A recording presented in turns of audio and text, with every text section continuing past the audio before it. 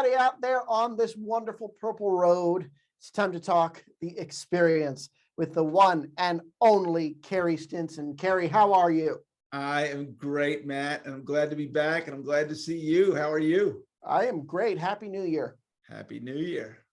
New year full of new possibilities, new guests for Purple Roads, which we talk about on Life on the Purple Roads this week. And of course,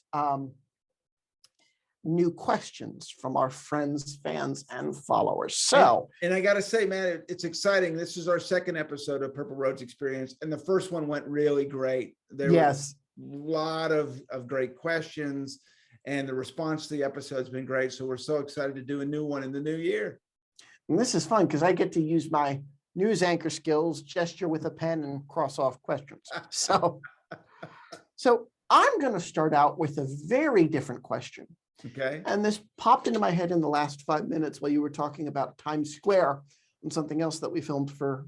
Just look for the Life on the Purple Roads where we're wearing the same stuff, and you'll know which one we're talking about.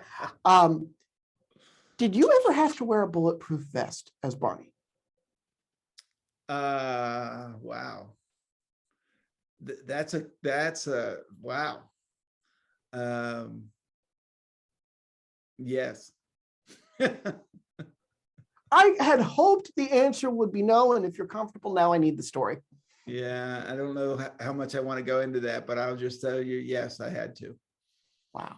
Yeah, early days, and I think everyone did a really great job in handling that situation. Obviously, it wasn't needed; everything was okay, but it was. You know what? You did tell me this story forever ago, and I forgot completely all about it. But you were talking. The reason I thought of this question is you were talking about being in the middle of Times Square, and I don't think that's where you needed it. But I was oh my gosh, I would not be dancing around in a suit where I could barely see without some form of protection in New York. I don't mean to generalize. New York, I was not. But I lived there for 7 years, so I know how. Yeah, you can get the wrong crowd in there very quick. So I'm glad that I have been in the wrong crowd several times, but once they see how much, it's hard to have hate and anger to something that's so wonderful and is showing love and giving back. So usually Barney was able to turn that around. I love that.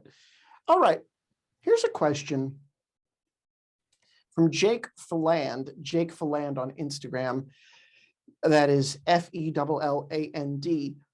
Why did they switch from Backyard Gang to Barney and Friends? And I think more detail on that is the format of it. Instead of putting Backyard Gang on television and just calling the show the Backyard Gang, why did we go to Barney and Friends? That really has a lot to do with Connecticut, CPTV, when they jumped in. They saw how much the kids loved Barney, but they felt like the show needed to make a few changes for a weekly TV show or a daily TV show. So that's kind of where that came in, part of the production. Sandy Duncan was when you're trying to get a video off like they were trying to do, you kind of have to have a name involved. And Sandy was bigger than Barney, obviously, at the beginning of that. But when they were going to all of a sudden make Barney the feature, it just worked out better to have the schoolyard and the friends set up the way it was set up. Mm-hmm. Awesome. All right, Jakey, and on Instagram that's at Jake the BWBC fan 55555. Jakey, what is your favorite moment? Do you have a favorite moment or memory with the Wiggles? We actually got that question a couple of times here this week. Well, I think I've told you this story. It's been told somewhere, but I have a really good friend, my best friend from high school and all of that good stuff, who lived in Houston. And so we were in Houston with the Wiggles. Mm-hmm. And we went country dancing I used to go to Houston all the time. So we had this dance hall in Houston that we would go to, and the Wiggles were like, "Can we go with you? We've been dying to see what a Texas dance hall is like." So we took the Wiggles, all four of them, into a Texas dance hall. Please tell me they wore Western shirts matching the color of their skivvies. I think Please. there's probably a picture somewhere of it, but they had never seen anything like it. They were kind of like, what is, you got the shirt on, you know what I'm talking about, the dress, the belt buckles, the boots, the whole deal. They thought it My was hat's here somewhere out in the other room. Oh yeah, everyone had their cowboy hats on, the whole deal. It was hysterical. But yeah, taking the Wiggles to country dancing was a blast.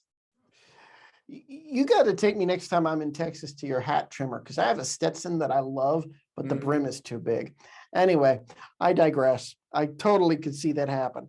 It's at Cavender's, by the way. Go watch The Other Life of the Purple Rose. Go find it. Go find it on Patreon. If you want to know what you say, go become a patron, and these inside jokes will make sense. All right, here we go. All right, here we go. Here we go. Devon Miller says, hello, Carey. It's been amazing getting to listen to the Purple Roads podcast. Here are questions for the upcoming Purple Roads experience. And this is a clever way of thinking. I like this thinking, Devon. Earlier in 2021, Cardi B said she only listened to Barney and Disney music growing up. How does it feel? And of course, we had Selena and Demi in the show, but How does it feel to know the character you portrayed had an influence on today's artists, even though they might not be in children's entertainment themselves? Sure. That going back to my director friend, who is now a play director because he went to see Barney's Big Surprise. I mean, is now a very accomplished theater director because he wanted to put stuff on stage that was whimsical, like what was on stage. How does it know you've had that impact on artists and celebrities across everything? It's an honor. I love it. It just shows you, what we were doing, how important it was, and that message. And I love the fact that they can talk about that. I think that's, to me, they understand that it was more than a kid's show, that it was important. Right. It was important. And I absolutely love that. Sure. And Devon has another question. Again, very smart thinking. Now, Brett Iwan, he says, Brett Iwan gets this all the time from Mickey Mouse. He wants to ask it for you. What do you think about when you're getting into character as Barney, as you're getting in the suit, as you're getting ready to breathe that first breath of life into him on stage or on set? What are you thinking about? I don't know. I think it is a great question. Great question. I don't know. I go into that mode. I really go into being Barney is what I really go into. I go into this mode of here we go, because I don't know, on a live show, I know I'm about to go in front of 5,000 people, 4,000 people, in a hospital. So it's really just dialing into that character. Like, sure. I guess my thought is here's Barney and goodbye, Carey, right? I disappear for however long I'm in that costume. It is all about that character and, whatever I'm doing, whether it's the TV show or it's that focus towards making sure that I'm bringing him to life the way that the fans love him so much, right? Okay, here we go. The energy is there, or whatever that may be, because I got to deliver.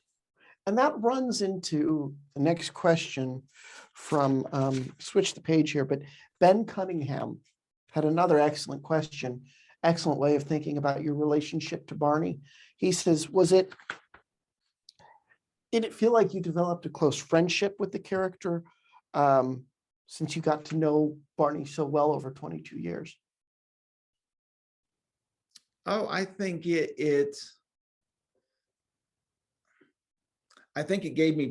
me really good perspective, right? It gave me a really good perspective when you see that character in the relationship, and that I think it is a good reminder in my own life, if that makes sense, that there's a character out there that has that kind of effect. And if I'm down for a moment or something of that nature, I think Barney was there for me too. Is still there for me. There's no question about it. I love it. Now, with starting up, and this comes from Daniel Bessels. He says, with starting up, rocking with Dan. I've been on his show. Dan's awesome. I love it. Well, he has some more questions for you. He wants to know, have you ever gone back to watch any of your work to help jog your memory as you're interviewing all these Barney people on the shows? No, I put it on one day for the kids, our kids here at the house, and it was too weird for them. They're like, oh, this is too much. Oh my God. No, I haven't. In fact, I'll tell you, I didn't watch it very much, even when I was doing it. It's so hard. It is so hard. I get that. It's very hard to watch your art back. Very difficult. Almost makes you want to cringe, even if it's perfect. Right. It is just an uncomfortable thing. I remember there have been a couple of podcasts with some big name people that I have to edit. And it's like, oh, I wish it didn't go this way so I could just leave it alone. Right. Right. Well, and I'll tell you this, and this will make sense to everyone. When you're doing the show, we've got kids. Right. We've got kid actors. So sometimes they have to use takes that I would never have wanted because it's the best one they got with the kids. So even though maybe I didn't jump as high as I liked, or the bell kick wasn't right, or I did something, they still got to take it because the kids got their lines right. And so sometimes that's why every take you're doing, you're trying not to ever mess up, because they're going to have to use the best take for the kids. Right. So you want it to be your best take too. Which leads into a question from Amanda that I accidentally jumped over on this first page. This is why you see me playing with this.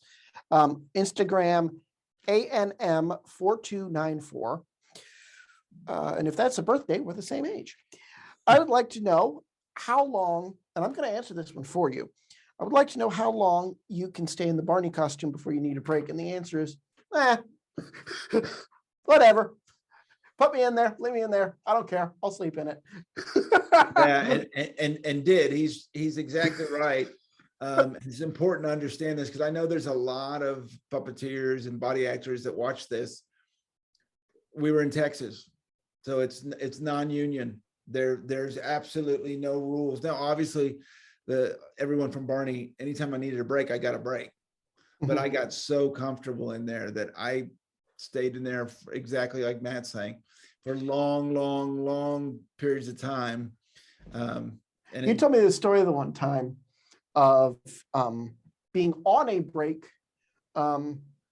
and being in the suit and talking with one of the crew guys on a commercial shoot or promotional shoot. It was the union crew in New York. It was the union crew in New York, and you're just in the thing, and they're looking at you like, don't, you need to come out of there. Like, what? You're just chilling in a purple dinosaur. Like, what's going on? And you're like, no, I'm fine. I'm good. Yeah, I had figured out how to handle the weight, how to handle the heat, how to handle every aspect of it. So yeah, I was just comfortable. But yeah, that was a funny story, because they were looking at me like, really? All right. Now, Ariel Domingo asks, what's it like doing Purple Roads podcast from home, which by now the majority of episodes have actually been done in your wonderful home studio. And I see online, some fans are divided. Some fans want you to go back to the studio. I personally like what you're doing. It feels homey. It feels conversational. But Ariel wants to know how that affected you when you started just staying at home and doing it. It's a great question. It was really strange. The first episode was Danny Joe, and I think we actually had to re-record it. It didn't work out great. And to get to the point where we are now, very comfortable. In fact, we're going to do a little bit of a set change here. coming up. You can see it's a little different now, but we're going to do a full set change here. But you never know. I have talked about possibly going back to it, so I don't know. We'll see. But the episode we just did that's coming out on Friday with Jared Reddick, he's in his home studio because he does 2 podcasts as well. Mm-hmm. There was something cool about it. There's something cool about both of us being in our home studios. So I love it. I do like it now, and I feel like I can focus a little bit compared to when you've got engineers and people. When we were doing the studio, Matt, and I think you know this, everyone wanted to watch what we were doing. So people were putting their face in the glass and all that. So there was some distractions. There's something cool about being able to just one-on-one in the home studio. So we'll see what happens. I love it. Last question, save this for last, going back to Daniel Bessel's. What does the song I Love You mean to you? Oh, it's the most special thing in the whole wide world. I've seen the power of it. I've never seen a song have that much power. And it really chokes me up every time that I hear it. And every time I performed it, just magical, absolutely magical. Did the DJ slam it on at your wedding? No. No, well, I don't think he knew. No organist, like during the processional as people were taking their seats, the prelude. No. But it never came up. You will laugh about this, Matt. The lady that was our wedding coordinator, I didn't find this out till later, but her daughter was there helping out. And when her mom told her whose wedding it was, she put it on Snapchat. She pulled out her phone. She goes, "Oh my God, I'm at Barney's wedding," and she Snapchat the reception. So we were out there somewhere. I love it. I love this, Carey. I love doing this show. It's such a treat to get to talk to you, get to hear what kind of questions the fans have. Thank you for sending them in. Always send them in. Feel free to put your social media handles, hashtags at tags on your questions when you submit them, and we'll go through them. This was a joy. Carey, thank you very much. The tradition we started on the other one is that I get to do it on this show. And you can do it. And I love it. I want to say one thing really quickly, because it's so important. We try to get to every question. You all send so many wonderful questions. We try to get to them all. If we don't hear, we'll get them next show. We're doing it once a month. So we'll see it in February. Please send them again. We'll give you a list when we're getting ready to record again. But if we didn't get to it, we apologize, and we will get to it soon, because we love everything you're sending us. Right. Exactly. That is exactly the truth. Please, please, please. So I'll add a little bit of an addendum to what Carey says on the show.